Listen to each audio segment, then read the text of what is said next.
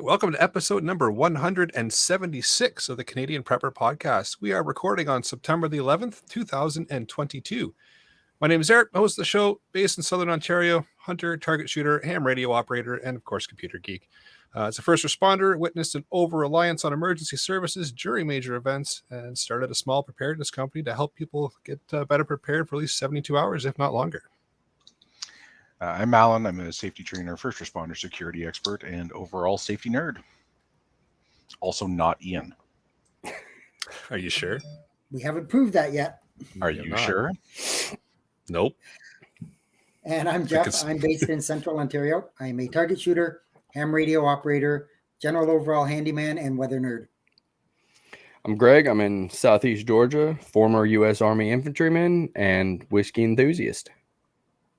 All right. If you want to help support the show, keep the Canadian Prepper Podcast on the air, we've got some swag. We've got both the Canadian Prepper Podcast t-shirt and the tactical Velcro patch available at prepperpodcast.ca.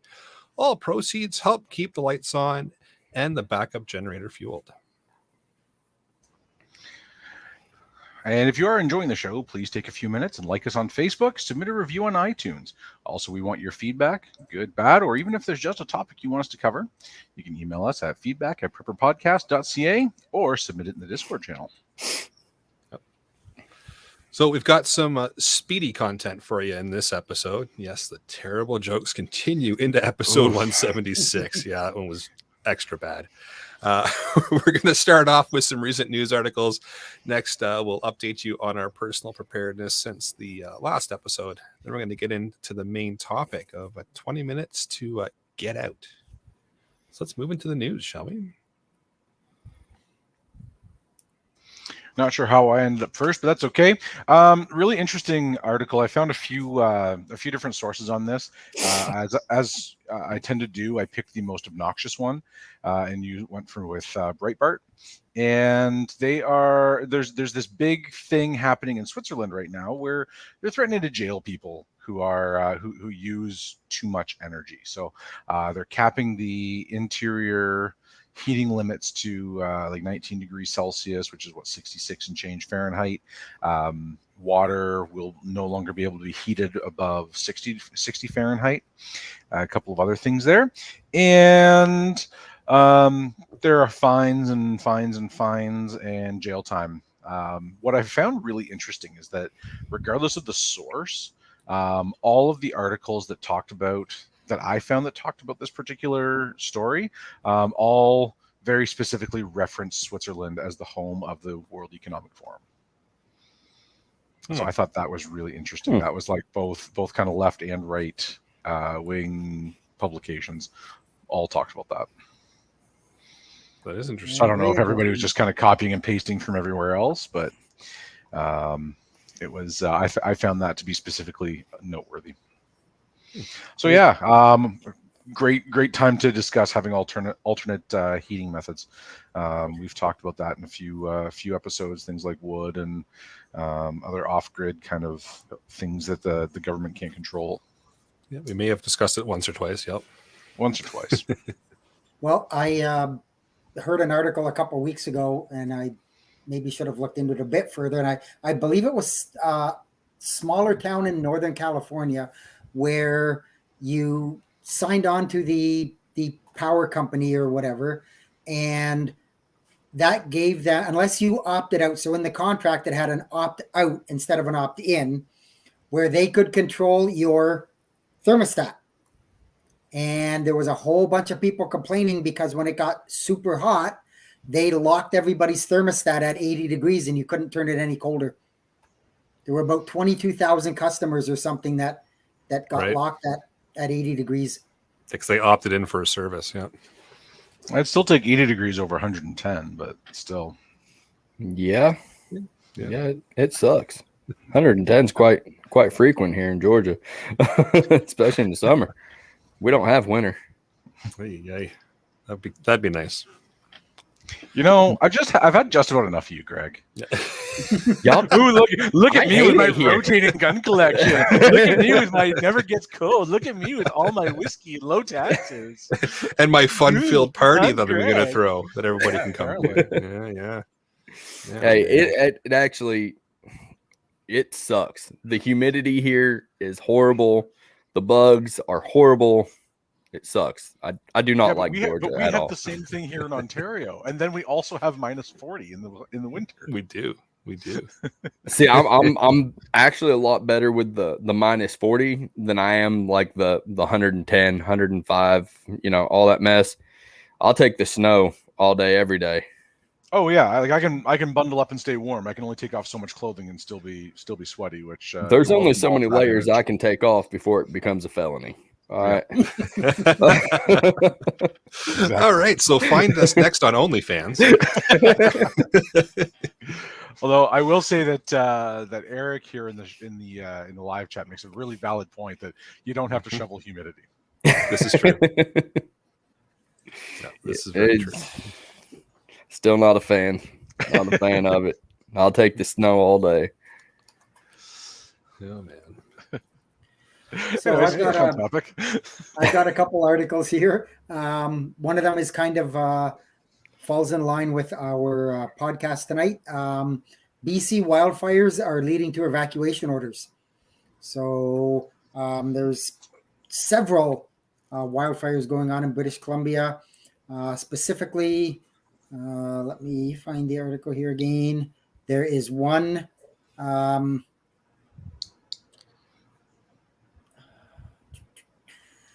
The Fraser Valley Regional District has issued an evacuation order for a handful of properties near what's called the Flood Falls Trail Fire in the area of Laidlaw. It's west of Hope along Highway 1, and apparently I've heard that maybe Highway 1 may also be closed. So if you're in there, you either can't get back into your place if you've left, or I don't know how they're going to work that, but if you don't have fuel or you don't have food or anything, you may be stuck in there. But a lot of places have thrown up an evacuation alert, and some of them have an evacuation order. So, yeah. Well, that's timely for this episode for sure. Mm-hmm. Sure is. And the other quick one I have is just again on our whole supply chain lack of food issue was basically listing the top 10 items that you might not find in your grocery store. Some of them are interesting. Some of them are obvious. I'll quickly whip through them just to chat. Believe it or not, chickpeas is on the list because of the invasion of Ukraine. It's caused a large drop. So you may soon find your hummus having something else in it. It better not be fingernails. No. Oh no. No. Wheat, obviously, we know that's coming. Sugar, believe it or not, the largest sugar producer in the world is Brazil, and they have diverted more of their sugar cane to producing ethanol than regular sugar due to the high energy prices. It means more money for them, but of course, it leads to a drop in sugar supply, leading to increased prices and shortages. Canned goods, obviously, we've noticed that there's been an aluminum shortage for a while. That continues, and that's part of the main reasons for it. See, I call shenanigans on that because aluminum is the most recyclable product that we have, right? Like aluminum is a lossless recycled product. So if you take a pound of scrap aluminum and you recycle it into something new, you have a pound of aluminum at the end. So I call shenanigans, and I think that that's part of a larger conspiracy. But yeah, could be. But we're also seeing an increased demand because now we have to make trucks out of aluminum because apparently that's what's going to save the planet. Yeah. Eggs and meat, obviously, I think we've seen a bit of a shortage of that here and there. Baby formula, a lot of people with the small kids went through that. And that's been fun to navigate. Yep. And funny enough, number 10 on the list is liqueur, specifically champagne, wine, and beer. Oh, it's not good. And again, hold on. All those things are good. It's just not good. There's the shortage is the not good part.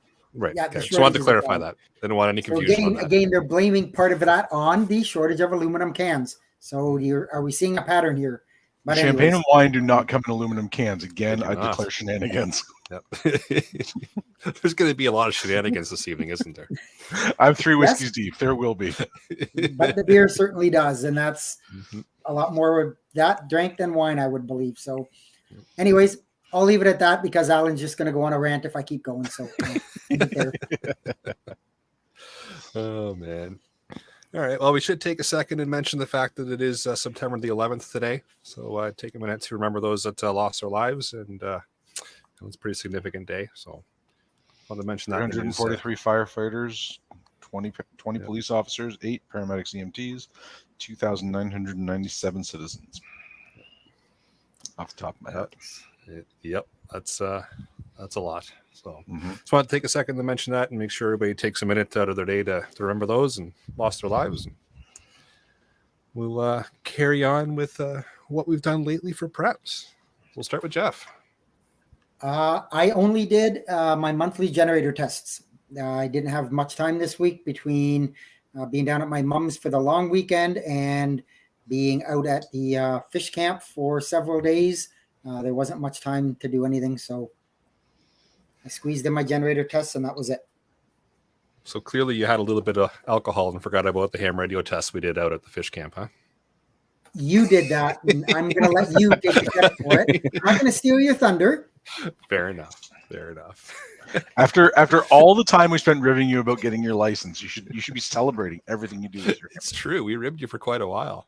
Oh, You did. And there are other people you could rib, and you just don't want to now. I don't That's- get it. It's true. it's not because nearly as much fun. It's so much more fun with you, Jeff. I'm still trying to figure out how to work mine. But you got licensed though fairly So is quickly. Jeff. Oh yeah. So for myself, if you didn't catch it already, yeah, we were out at the fish camp for about 4 days there. A lot of fishing out of the cooler, not so much out of the lake, but that's okay. But got a lot of time to play around with the ham gear, so got the mobile set up out in an area where there is no power. So we're working with the solar panels to keep the batteries charged up. Had my mobile rig out there. And the furthest contact we were able to make was Barcelona, Spain. And we were only able to get about 20-ish watts out with the amplifier hooked up. So I got some troubleshooting to do with that, but I'm pretty sure I know what's going on. But I was pretty impressed with getting Barcelona, Spain on about 20 watts. And we got a solid 5.9 signal report from them. So I was pretty happy with that. Learned Sorry, quite you a said bit too. You were powering your radio with solar panels. Is that what you said? We're using the solar panels to keep the batteries topped up. Okay. So we'd And switch what kind of batteries were you running on that? So I've got the LifePo 4s. So they're 20 amp hours. They're eco-worthy batteries, eco-worthy solar panels as well. Found out actually that the solar charge controller that was hooked up to the eco-worthy battery is noisy as heck. So we would go from a noise floor of about S2, which is fantastic. We'd plug the solar controller into the battery with the battery hooked up to the amp to get everything running, and the noise floor would jump to S9 plus. Like, well, there goes that plan of running the solar panel to keep the battery topped up while running the radio, because it just wiped everything out. Interesting. So that's what you get when you get a cheap solar controller, right? So now the plan is to get a worthwhile solar controller and try it again and see if maybe the noise drops and doesn't interfere with the radio. But lesson learned, but we still were able to run it, and we just didn't charge the battery while we were running the radios, and then we ran into the solar panels did work very well. One of the guys in our group there brought along a portable power pack. He has a little CPAC Jackery machine, and the solar panels in direct sunlight took it from about 48 or 49% to 100% in probably less than 3 hours. Yeah, Wow, that was good. Awesome. It was pushing about 63 to 65 watts into it, so we're pretty happy with that. And that's it was fun. It was fun to get the gear out and play around with it for a bit. And like I said, I was pretty impressed with Barcelona, Spain. But more importantly, we were able to get the Jays game at night. So that was good. So we were able to sit around the fire, listen to the Jays. Then nothing else matters. and then nothing else matters. It was good. Beyond that, before getting out to the camp, signed up for a new service that I found out about for data broker removal. So they'll go and send requests to remove all your information from various data brokers. Figured the price was good. It was $63 if you use the code NORD 30. So I'll put the information in the show notes and in the live chat here if anybody else is interested in having that done. It works for Canada, US, and Europe right now. And they contact about 83 data brokers to say, hey, you've got this person's info in your database. Take it out, or here's all the things that we're going to send your way as far as rules and regulations that say you have to. And they will actually follow up with that as well. So I thought $63 Canadian was pretty reasonable for 1 year of that service. So if anybody is looking to have their info removed, check out the show notes and the live chat here for that info. Not a bad idea. I might do the same thing. I'll do it. There you go. It's cheaper for you too because the American dollar, right? Yeah, no kidding. I'm just gonna keep my mouth shut from here on out. See, I was trying to hook you there, and then we were just going to kick you off the show. It passed. You can stay. I got a bunch of yard work done this weekend. Getting things kind of prepared for the change of season. Got some work done and some more work done in the garage. I'm just about there for getting my lighting finished, and then I can have my electrical passed, and I'm ready to close it in. Hopefully, I'll have it toasty warm by the time the snow flies. Finally got around to finding and digging up the caps for the septic tank so we can have the tank serviced. We've been here 5 years now, so it's just about time.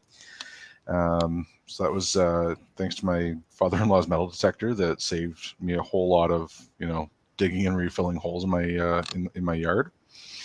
We canned 5 liters of tomato sauce, and then when I say we, I was in the room while my wife did it. She also made about 1 liter or so of hot sauce from the jalapenos that we grew. Those are that tomato sauce that we did was all from our garden. Getting back into hockey season, that started up today for my youngest, and getting him out on the ice for the first time in a little bit. So it's about to start getting really busy, and that's about all I got for now. I did a little bit of weapons maintenance here the past couple weeks. Yesterday we made some fix and wax, which is for like high carbon steel, keeping it from rust and stuff like that on your knives, and it's good for conditioning your leather. You can use it for like chapstick, just normal stuff out like that. It's chapstick, it's leather conditioner, it's rust remover, it's shampoo. Yeah. Condition your cast iron. Is it toothpaste too? I don't know if I do that. keeps the fan belt in your Keeps the cavities shiny. Yeah. Started planning a trip with some buddies. Gonna do a little camping trip. Literally just taking our bags and going out. We rented a little spot here at one of the out at Fort Morris here in Georgia. So gonna go out there for a night, take just our go bags, our get home bags, just our stuff that we would keep on us, like in our vehicles, stuff like that. Went through, and me and my wife did an EDRI today, which is an emergency deployment readiness exercise, and went to one of our rendezvous points where if we had to get out of town or something like that, meet up with our guys or anything like that, from our house, getting there, clearing it, making sure it's, not, in danger or anything like that, did that today. So it's been pretty eventful. Oh, very nice. It's a good time. Yeah. Wow. Shall we move into the main topic for this evening? So first, to touch off, May 31st, 2020, we did episode number 70. It was titled Unpacking the 5-Minute Bug Out. So Hughes, who is a panelist on the show, had a bug out event occur at his residence. through his employment or his official capacity in the fire department, he got a little bit more heads up, or at least the ability to give his family some more heads up about a wildfire coming their way. So we had about an extra 10 minutes. By this time, emergency responders were able to get to his residence to warn his family that it's time to amscray and get out. They only had 5 minutes notice. So there was a lag time between the notice going out and emergency responders being able to actually notify his family that it's time to go. So in reality, he had about 15 minutes notice. So 5 minutes official notice, 10 minutes notice that he had learned through his official capacity. And we unpacked that and how it went. Those of you that have watched shows with Hughes know how incredibly organized he is, and he has all of his checklists and all of his plans squared away and pretty much step by step laid out already. And he found that amount of notice was just not enough time to get everything to go. He thought it would be, but it wasn't. So we decided with all the news the last little while as far as wildfires happening in Canada, the one in Alberta kind of sparked this episode. Then there was the one that we talked about in the news article as well that's happened. We figured we'd do another episode, but this time we're going to give everybody 20 minutes. So you get an extra 5 or so minutes depending on which scenario you want to run with, whether it be just the 5 minutes official notice or the extra 10 minutes. But the scenario for the episode is a major event is coming your way. So an example in Hughes' scenario, it was a wildfire, but use your imagination for whatever you'd like it to be. Authorities are evacuating your area and you've got 20 minutes to pack up and get out. Or we can also spin it with, or stay and face the consequences on your own. Up to you. But if you had 20 minutes notice, do you think it would make a difference versus the 5 minutes or the 15 minutes that Hughes had in the episode 70 scenario? So let's open it up to the panel here and let's start the discussion. So I ran out of time to put the actual notes or my actual thoughts in the notes, and I'll have that done before the end of the episode. But my name happens to come up first, so here we are. Most of the things that we need to take with us are in containers at ground level so that we can just grab them and go. Assuming that both my wife and I are home, one starts loading, the other one takes all the fuel cans and make sure that both the vehicles are topped up. I'd rather have the fuel in the tank than have to carry it and refuel partway. Then whatever's left gets put on board. Okay. By the time that's done, the bulk of the containers should be loaded and ready to go, and off we go in separate vehicles to the reasonable destination in whichever direction takes us away from the threat. So we have part of our plan is to have north, south, east, and west muster points so that we can regroup there and figure out where we're going from there. But they're all far enough away that whatever is happening kind of in our immediate area won't be a threat there. Fair enough. So right, we've got things in containers already because kind of like Hughes, I'm a big fan of having things kind of at the fingers and ready to go, and so those containers are at ground level and ready to rock. Yeah. Now, is there any kind of trailering involved in that scenario? No, that's what we can put in the vehicles because Gotcha. A, I just don't have room for a trailer, and B, it makes the vehicles far less maneuverable, and then we have to make a decision as to what disappears. So so the intent is just it's pretty minimal, honestly. Without we're leaving a whole lot of stuff behind, right? 20 minutes is not long, and not having a trailer does not give us a lot of option, but we're leaving a lot of stuff behind. But it's in that you have you have 20 minutes to get out. That's camping gear and food, and Fair. we load and go. And the intent is not to exist on any kind of permanent basis out of that. It's to get us to the next destination. Right. So that's one thing that came up in Hughes's breakdown is he was relying on his trailer quite a bit, and he found that getting hooked up to that trailer took longer than anticipated. In the actual given scenario, it took, I think he quoted it to be about 5 or 10 minutes to get it loaded, hooked up to the truck, and gone. Only had 5 minutes, right? So, and then under stress, of course, you're going to do things a little bit not as easily. So something. Well, and keep in mind. if we were to rehearse that particular operation, 100 times, and then doing the, doing the refresher training every month, every 6 weeks, every quarter, whatever it is, that might change things. But like right now, like I've hauled a trailer twice in the past year, and it was not under any kind of duress, and it was not a fast process getting it hooked up. So it's going to take some time. Exactly. So I would expect the same thing. I would expect the same thing now.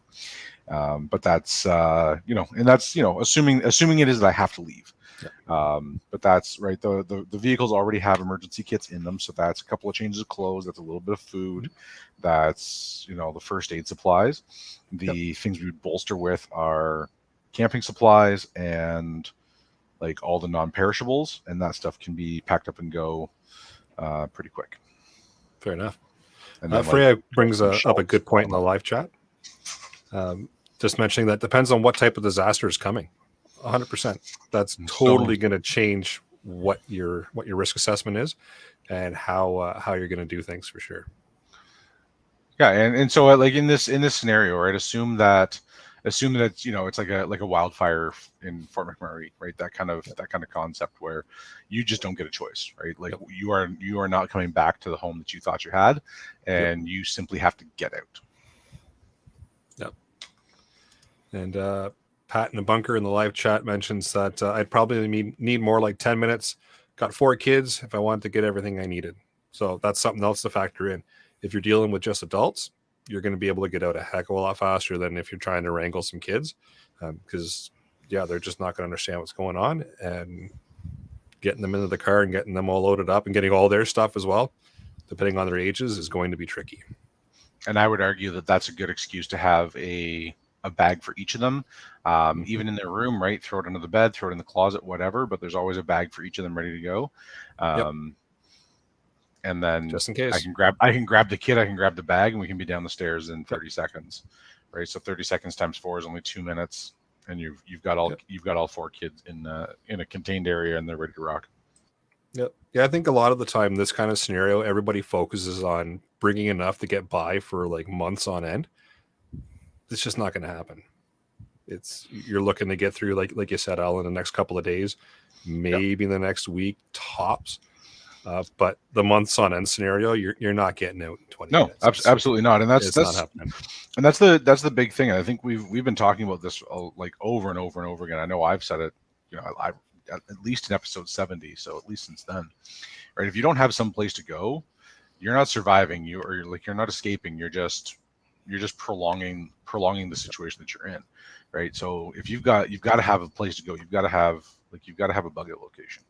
And that bug out location doesn't necessarily have to be like a cabin in the woods with food and caches of food, water, and weapons, right? That can be right my my buddy's house in 2 towns over where this same threat might not be, right? Or that could be exactly that could be that I have enough cash that I can go get a hotel a few hours down the road where it's not where the emergency is not happening. So exactly, like we're not talking about like this is not the end of the world as we know it. This is a localized emergency, and I have the ability to escape. Yeah, that's a good point. That's a really big thing to take into consideration. It's like I'm not going to be living out of my car for more than overnight. Well, that's a really good point. I think a lot of people get focused as well in this type of scenario of it's all go out in the middle of nowhere, camping out in the woods, out in the the big bunker in the ground kind of scenario, and that's not the picture we're painting. Because could that happen? Absolutely, but this is kind of a more realistic thing that's going to affect you day to day. So great points. Could be a hotel room, could be a buddy's place or a family member a couple of towns over. 100%. Some good points in there. And that comes back to your planning, right? Like your planning is where am I going? What am I doing? Right? Because it's one thing to say yes, I can leave here. It's quite another to figure out like where am I going, right? And going to am I if I'm going to like my perfect bug out location, but it's 10 hours away because I live in a fairly congested area, right? How am I going to get there? Right? 10 hours means I'm more than a tank of fuel. I'm if it's a widespread disaster, it's a small scale disaster, right? But I've got to have waypoints along the way. So there's a lot to consider. But let's assume that I'm not I'm assuming that I'm just evacuating a local emergency, and I've got to go a couple of hours, maybe 4 hours, right? That would be about the furthest that I'd be interested in going with what I can carry with me. Yep. So I'm going to take a second and put this comment up. I really hope that David is using some really good internet OPSEC, and that's not his real name, or his wife is not watching.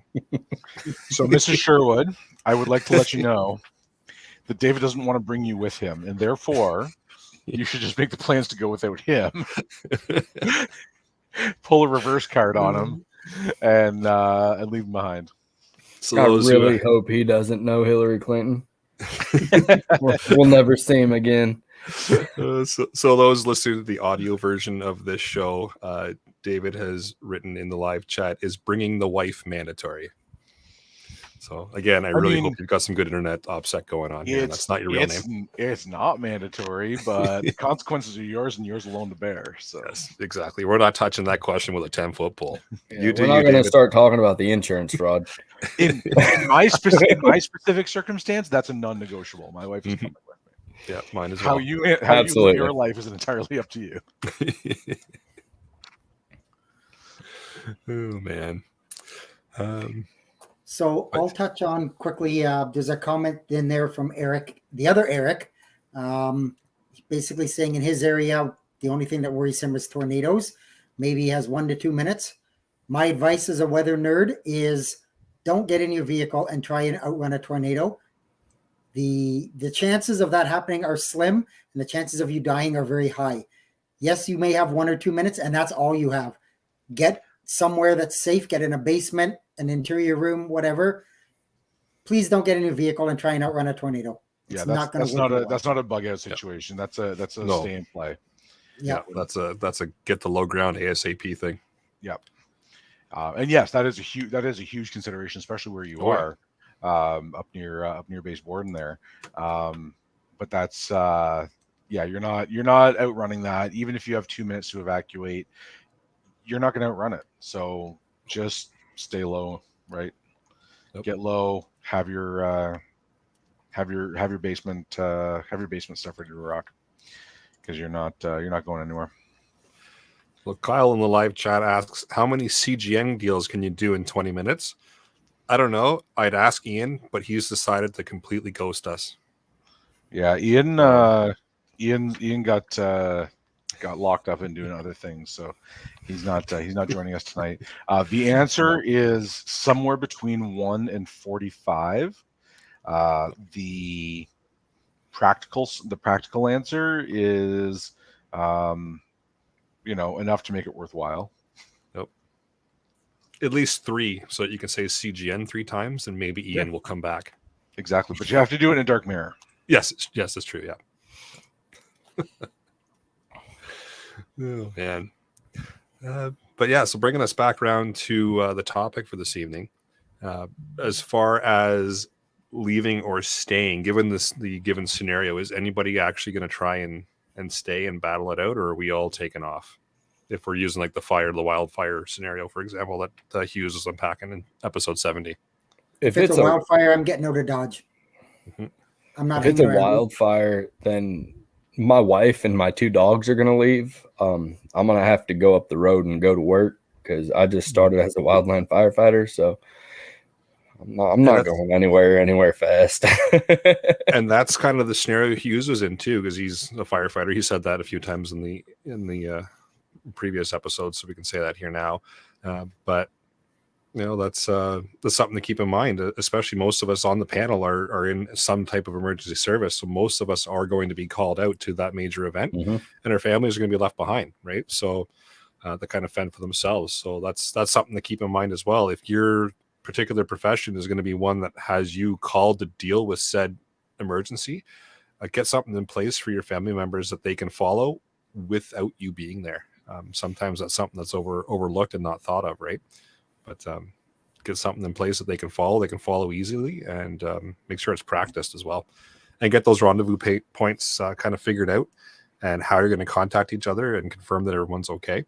and have a plan for yourself too, right? How are you going to get out once you've completed your required tasks for your given profession? Just having a look through the live chat here to see if we've got anything else that we can touch on. Kyle mentions the unicorn again. Yes, like we mentioned, Ian is tied up with some family stuff tonight and some work stuff the last couple of episodes. So we like to give him a rough time, but he hasn't fully disappeared on us. He's just busy with life right now. So he will be back. We have heard from Ian recently. Like, he is still alive and kicking, just not here. Yeah, he almost got the Discord also completely shut down. Yeah, does not have, and somebody get your pen ready. He does not have seal poisoning. We've confirmed that. Oh, and that's, there it is. 35 minutes. Oh man. Back on the topic there, I kind of said sort of a bit of what Alan said. It's assess the threat. What is the threat? Is it something that's short term, or is it going to turn out to be something potentially a bit longer of a term? And good what point. Is the threat to the homestead? Is it low, medium, high? Is it going to be something widespread or localized? If it's localized, you could just go somewhere close. If it's widespread, you need to go further away.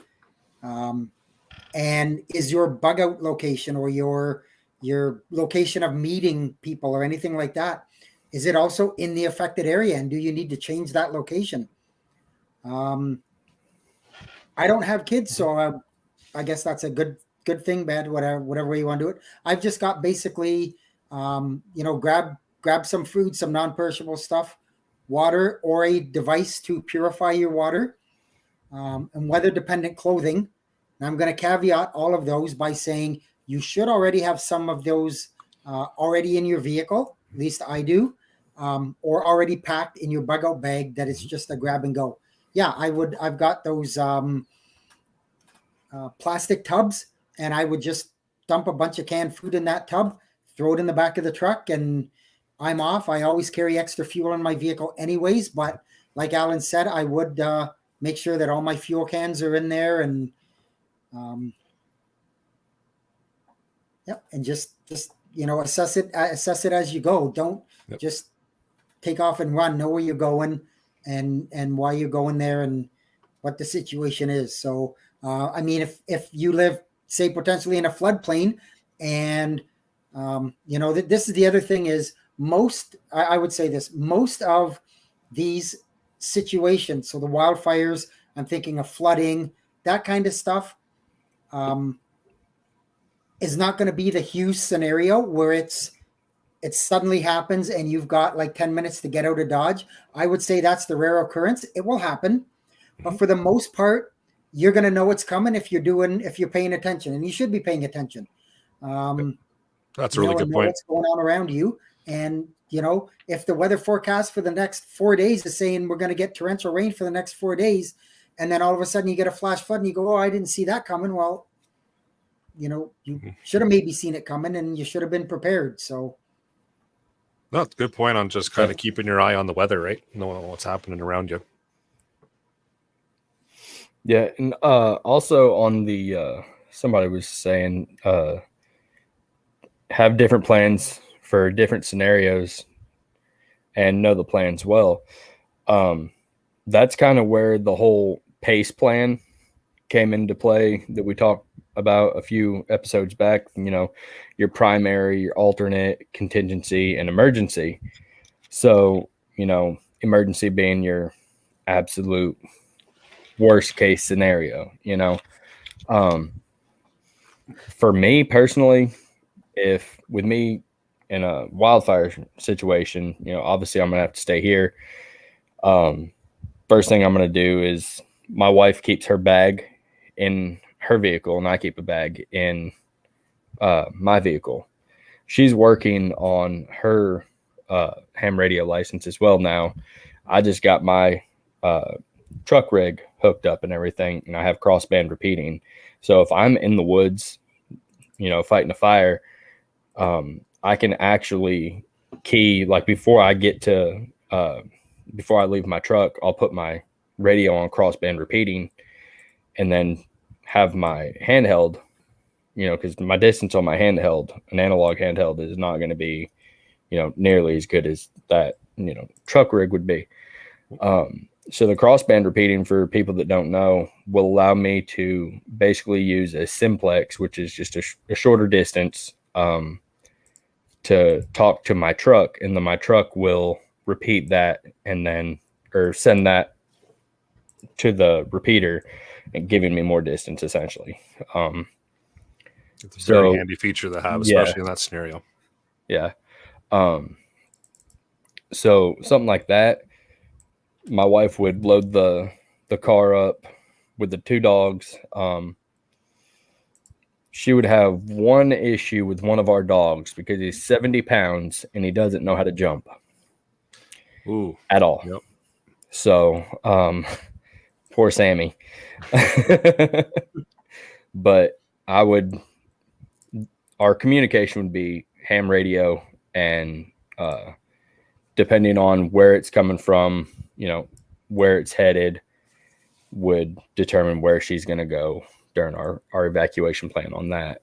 So the ham radio is definitely a good tool to have in your arsenal. Yep. It's definitely communication is a very important thing. So yeah, sure is. If all the cell towers are not working because everybody's trying to use their cell phones, you've always got your radio to fall back on. And you can also, there's I can't remember what it's called, but as long as your cell phone has service, you can transmit off of your cell phone, off of an app. I can't remember what it's called. It might be Echolink. Echolink, yeah. Yep. So you basically just hit down a button, yep, talk through your phone, and then it transmits. So that's pretty cool, because even though you wouldn't have, you'd have service, but you just couldn't get out. Yep. You could use your radio essentially. Yep. To go from there. Echolink will use the data. So it's an internet application. It works over the internet. It will link to different repeaters, so you can look up repeaters anywhere in the world. And then you can log into them, and you can transmit on them. And it's as if you are transmitting from that repeater via a handheld or other type of radio. So it is very handy to have, but like you mentioned, you do need to still have data. But if you still have data, and a lot of people will be trying to get outbound calls going in an emergency situation, so the data side of things might not be overworked, so you are overloaded, so you could potentially make that work. And yeah, in a pinch, if you've got to get out and you can't on voice on your phone, and you've got Echolink, load it up, hop on the local repeater and hit transmit, and then you can hear people reply back as well. So it's not just a one-way thing where you transmit, cross your fingers, and hope. You'll hear the reply as well on the repeater. So that's actually a really useful tool to have. Yeah. But again, it does require you to have a ham license, and they actually validate the fact that you are licensed before you get access to the app. But once you have access to it, it's very handy, and you can actually talk phone to phone with it as well. So if you've got a bunch of people that are ham operators on Echolink, you can do the voice chat. Again, it's data based; it's not using the frequencies at all. But it's another form of communication, and why not take advantage of it if you've got it and it's available to you? Yeah, use it. I'm very big on having your contingencies and stuff like that. Have multiples, because at the end of the day, things break, things malfunction. So you got to have those backups and everything. Yeah, exactly. And that kind of brings us to the comment in the live chat from Rock and Ryan Olson. Just says, planning to a hotel in the next town over. So is everyone else. So multiple places need to be considered, plus road closures with alternative routes. It's like you've listened to one or two of our previous episodes there, Ryan. Yeah, it sounds like he's got good taste. Yep. We've never said that before at all. No, never. No, never. That's the first time we mentioned it. That's right. We've never considered that before until just now. Yeah. It's true. Another good thing, I know everybody touches on it here and there, but GPS can go down as well. Yep. One thing that me and my wife have in both of our vehicles is a map of our entire state. So you can get a random map at pretty much any truck stop, visitor center, and it's all going to be of at least the surrounding towns or usually the entire state. It's all free. It's not going to hurt to just grab one, throw it in the glove box, Why not? pull it out, look at it every now and then, figure out how to read a map. If you don't know how to read a map, figure it out. And it's that's a good time to put your muster points, your waypoints, your ideal locations on it, right? So if all you can transmit is like one or two text messages, because of the volume of traffic, right? Maybe that text message that gets through just says muster point A. Yeah. Right, and that's all that gets through. You can't have a long conversation that says go to the place where the thing and the guy is. It's just muster point A. Right. Yeah. And if I open up my map, I know where that is. And then I can see, hey, this road is closed, perhaps, what are the other roads around it? Because that's, we're so reliant on our technology these days. True. It's definitely a good idea to have a low tech and no tech option backwards or available. All right. Go backwards on it. Nope. Really good point. Sorry, go ahead. Yeah, go ahead. I was going to say down here in the comments, Donna, she says, how many people have taken any kind of first aid training to prepare for a shit hit the fan? So a lot of people may think like, oh, I don't have any EMT training or anything like that. All I know how to do or all I have at my disposal is YouTube or, a really expensive class here and there. Like, no, you can go to pretty affordable or if not free FEMA classes, the Stop the Bleed classes, stuff like that. Because it's not like a shootout scenario doesn't mean that you're not going to be bleeding. Trauma doesn't just come from a gunshot wound. And I've had that conversation with several people like, oh, why do I need a tourniquet in my, my everyday carry? I don't plan on getting in a shootout in the woods. Well, yeah. What happens when you get a limb or a stick through your leg? So in my area, right? So in Ontario, we have approximately 50 to 75 shootings in an average year. Most of them are concentrated in about a 3-block radius around Jane and Finch in Toronto, but it's not a lot of shootings. Despite that, we have 12 trauma centers. Yep, that's all you need to know about that. Right? We have trauma centers. We have trauma centers for like spread out over the province.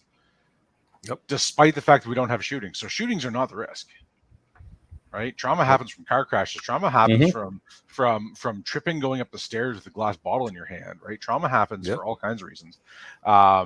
I put a link in the live chat, and I'll throw it in the show notes as well for the Red Cross. Now this is Canadian Red Cross Comprehensive Guide to First Aid and CPR. This is about a 400-page document that covers just about everything. It's a great tool, and I say this as a Red Cross First Aid instructor. Also, get the Red Cross Canada app. Now, Greg, I don't know if you would have access to that, and I don't know what the American app looks like, but the Canadian app has little videos of how to do things. It's got little quizzes so you can keep your skills up to date. It's got lots of options, as well as just a lookup. Like it's literally like hey, somebody's bleeding, tap here. Somebody's having a stroke, tap here. Somebody has hypothermia, tap here. And it'll literally put step-by-step instructions on there for you. So the app is great. The first aid, the comprehensive manual is a lot more in depth. Because I have the requirement, so I have a printed copy of it because I teach first aid and I reference that book every time I teach it. I sent it out to Staples to get it printed. It's about 400 pages. Had it printed on both sides. Put a cover on it. Spiral bound. It cost me about $60. To me, that is well worth it to have a reference point there. Yeah, this is a good time to talk about your resources, right? We've had Dr. Joe Alton on our show a couple of times, Dr. Bones. That survival medicine handbook, that's in my bin of stuff that goes with me.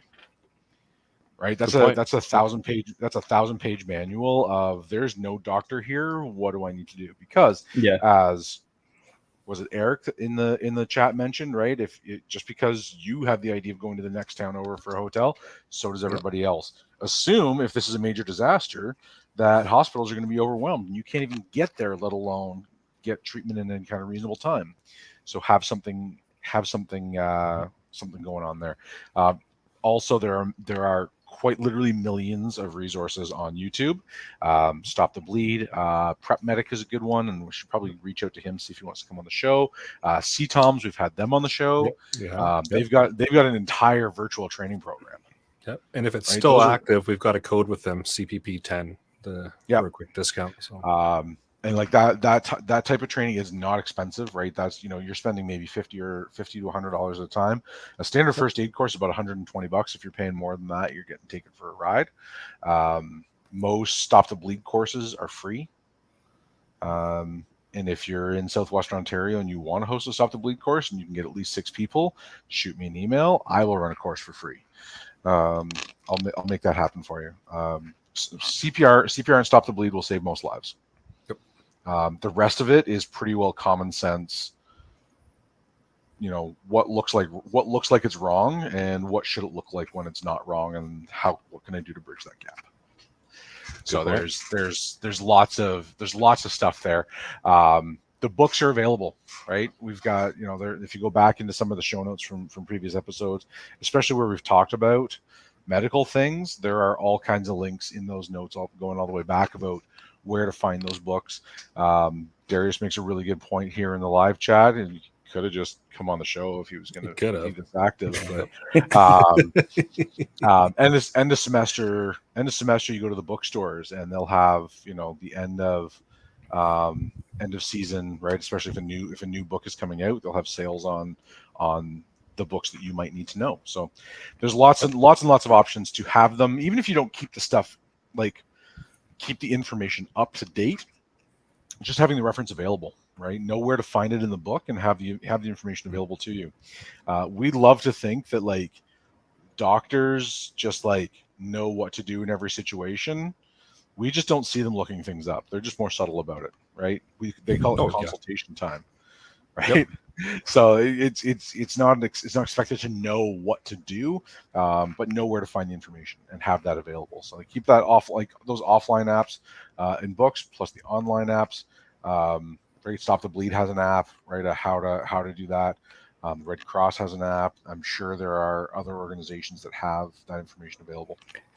There's a website that you can literally get every book that the United States military's medics and doctors use, all for free. I can't remember the name of it right now. I've got it written down somewhere. I will get that and I can put it in the notes or give it to y'all. You can put it in the notes on the next episode or on a future episode. I will find it for sure. Because it's for the TCCC combat stuff. And a lot of it is stuff that hasn't been introduced into the civilian point of things. Usually how it works for at least the United States anyway, it gets tried out in the military where the test dummies. And then if it's a hit, then it gets pushed over into the civilian side of things. So I will find that and I will get it put on here. Awesome. It's a good source of information. Sounds like it. Well, the swing is kind of back around to the topic. Kyle in the live chat has mentioned, because earlier I said, are you going or are you staying in the wildfire scenario? Kyle mentions wildfire. He's staying in place. He's got access to a dozer. He's just going to create a fire lane. Pros and cons to that, but there's another option for you. So I know most of us said we are the heck out of here. A lot of people in the live chat also said, nope, it's time to pack up and get out. Kyle's got an opposite view on it. He's making that fire lane and he's staying put. So, if he can get a hold of a V-blade then absolutely there's no reason for him to, if he can get to that V-blade in time, drop it to the ground and basically dig it around his house and watch it. That's pretty much all we would do, is try to throw it back over onto itself and let the dirt smother it out. Yeah. So I want to highlight that, because there are options, right? Everybody will have a different scenario, a different set of circumstances, and a different set of skills. Right? Different resources as well. Yep. So it's it all depends on what you are prepared to deal with, where your comfort level lays, and kind of how your specific situation's laid out. Because that scenario is not going to work for everybody, but the getting up and taking off scenario is not going to work for everybody either. So. Yeah, and Darius makes a good point in the live chat too. He says part of the issue isn't the flames, it's the smoke. Yeah. Good point. Yep. If that smoke is really thick, I mean, it's going to significantly affect your breathing, no matter what kind of shape you're in. Yeah, that's a good point as well. Right. Anybody have anything else they want to add to the topic this evening? I think I found that link that Greg was talking about. It's operationalmedicine.org. I think so, actually. So I think that might be it. I put a link for that in the live chat, and I'll put that again in the show notes, because that's that looks like I didn't dive into it here, but I just interned it a little here, and that seemed like a pretty good resource. So awesome. I'll have links to both that and the first aid manual in the show notes shortly. Perfect. So here's a good question from Donna in the live chat as well. Are the N95 masks any good for smoke? Anybody? Nope. They will help filter out particulate, but the real challenge of smoke is not what you inhale; it's the part where oxygen is displaced. So you need, like, on a very light level, like outside, yes, it would help. Inside, no, it wouldn't help. There you go. All right. Any other comments for the topic? If not, we'll move along. Yes, I think we covered off the basics. I think it boils down to being organized, having a plan, practicing said plan, and just realizing that you're not leaving and taking enough gear for you to survive the next 2, 3, 4 months. It's literally a couple days to get you by to get to a more secure location, and everybody kind of gets hung up on I need the 3, 4, 5 month supply with me. This is a bad situation. You got to get the heck out now. Grab a handful of MREs, throw it in the bag, and get out and go. Yeah. All right, so we will move into the podcast challenge then. So your podcast challenge for episode 176 is get an evacuation plan in place for your household, and is everybody ready for this? Practice it. No. Can't know do what it. to do. Yeah, Come on. That's it. Well, Mm-mm. good luck with your emergency then. But yeah, in seriousness, get it in place, get it practiced, and make sure that all the family members or all the folks that are in your household know what it is and know how to execute it and have it ready to go. Because if not, if it actually boils down to you've got 20 minutes to get out, you're not going to be able to plan, pack up, and get out in those 20 minutes, and it's just not going to go well for you. So take the time now and get it all lined up and ready to go. Upcoming events, we don't have any. So it's starting to dry up a little here, but if we hear of anything, we will let you know. We've got a little weather blurb from Jeff.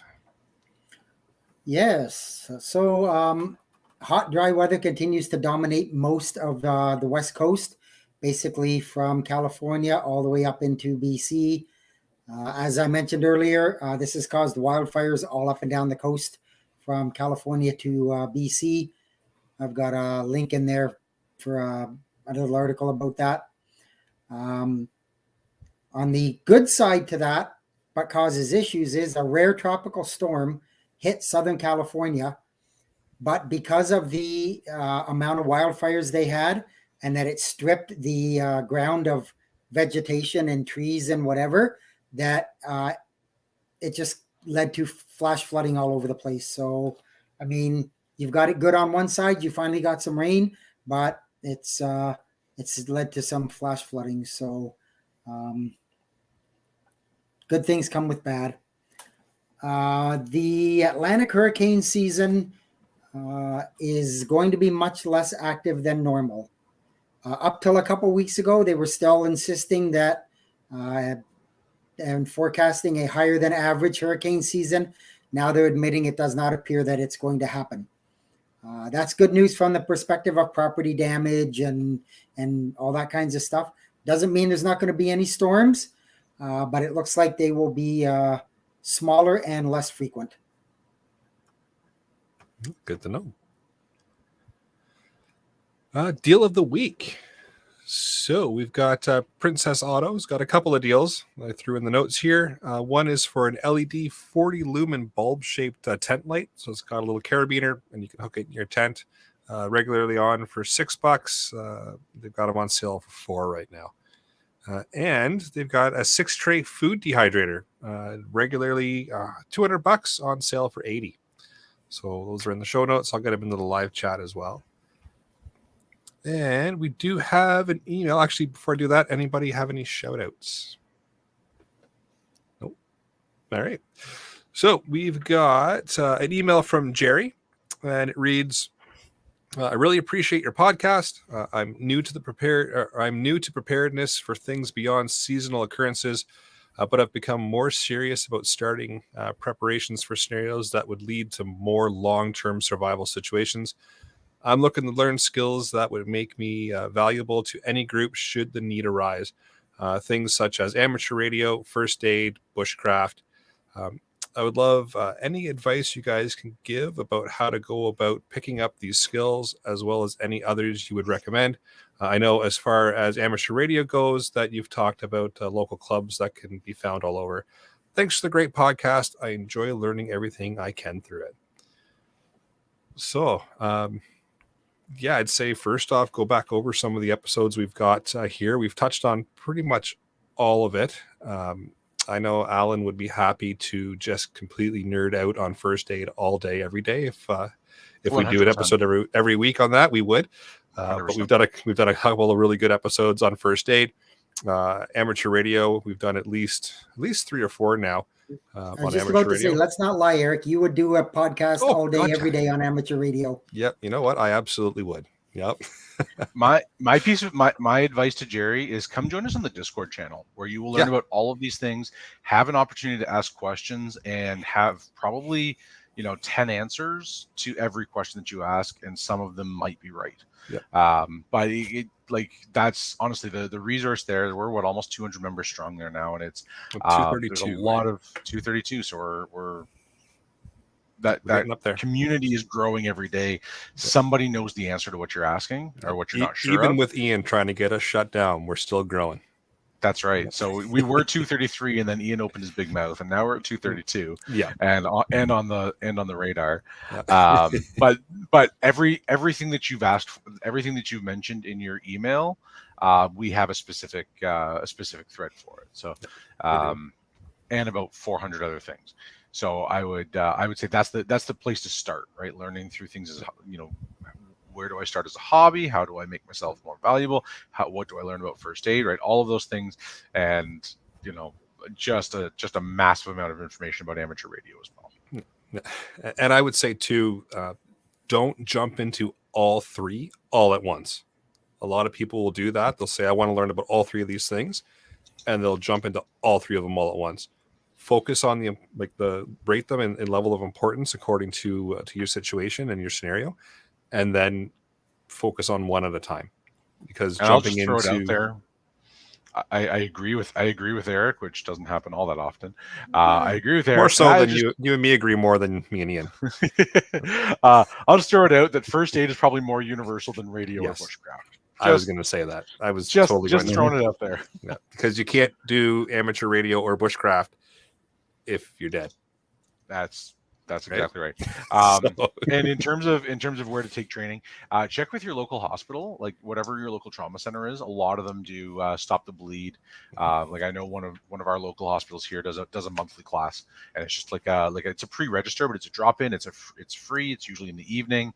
You go for 45 minutes. They have the The really big, like the big trauma terry that's like the dummy that's going to leak out of all the corners, and you've got to pack the wound and all that stuff. So it's an excellent course to that you can usually get for free. So I would say that's a really good place to start. Videos, all those links that I just put in, those are a great place to start. And then when it comes time for a little bit more serious training, hit me up in the Discord channel and we can talk about your specific needs. There we go. And I've thrown the link to the Discord in the live chat a few times, and I will make sure that I get a link into the show notes as well, so it gets pushed out to all the podcast platforms. So yeah, come on over and join us there. It's like Alan said, we've got a channel in the Discord for pretty much every topic. And if you join and you find that there is not a topic, just put a message to me and say, hey, I'd like a channel for this, and I'll create it. And then away we go. All right. Well, with that, I will bring episode number 176 of the Canadian Prepper Podcast to an end. You can find the podcast on iTunes, Podbean, Spotify, or, of course, your favorite podcast app. Please help us out. Submit a review. It does help other people find us, as long as it's not a 1-star review. See, I'm bringing that back. Poor 1-star review. That's going to haunt your dreams, eh? It is. We do record these shows live on Facebook and YouTube. If you want an early peek at the show, please subscribe to the YouTube channel, Canadian Prepper Podcast, and click the notifications tab. That gives you an alert when we are going live. You can contact me at Alan, that's with 1L, at prepperpodcast.ca, or drop me a line in the Discord channel, either by message. I'm just safety nerd. It's easy to find. Or you can find a few of the chats or the few of the threads that I'm pretty active in. I have an alert set up for those. Yeah, I'll mention in the Discord, all the panelists are listed in Discord as panelists and as moderators, so they're easy to find. I refuse to moderate because it means that Discord wants me to put 2-factor authentication on my phone, and it wants a separate app for it. And frankly, I just don't care. So 2-factor is important. The nerd in me is screaming right now. I believe that you believe that. And you can reach me at feedback@prepperpodcast.ca. And like the rest of the panel, I spend quite a bit of time on the Discord app. So again, as has been mentioned, if you've got questions, throw it in there and one of us will try and give you the right answer. You can reach me at crossrifleranch@gmail.com. I'm also on the Discord at Abbott11B. You can find me in there. Holler at me, reach out anytime, any questions. I'll do whatever I can to point y'all in the right direction if I don't have the answer. Awesome. And, He'll just make it up like the rest of us do. Yeah, exactly. That's all we're doing is making this stuff up. Yeah. That's how I've gotten this far in life. Yeah, hey. Check out Rapid Survival at rapidsurvival.com. You can get me there on the live chat. You can also get me on the Discord or at feedback@prepperpodcast.ca. So thanks for joining us. Until next time, be prepared, stay safe, and keep learning.